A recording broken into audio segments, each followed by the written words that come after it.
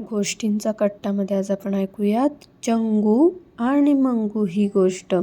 खूप वर्षांपूर्वीची गोष्ट आहे. चंगू आणि मंगू नावाचे दोन उंदीर मित्र होते. ते एक दिवस एकत्र खेळत होते.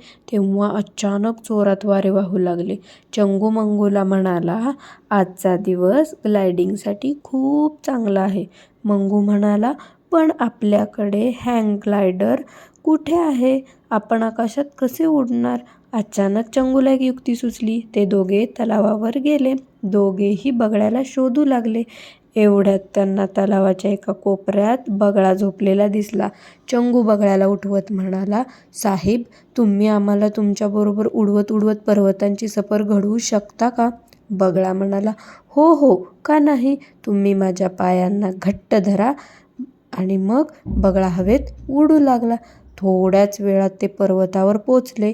चंगू आणि मंगू खाली बघायला लागले तर त्यांना सगळ्या गोष्टी छोट्या छोट्या दिसू लागल्या. त्यांना फार मजा वाटू लागली. त्यांनी बगळ्याचे खूप खूप आभार मानले. बगळ्यामुळेच दोघांची इच्छा पूर्ण झाली.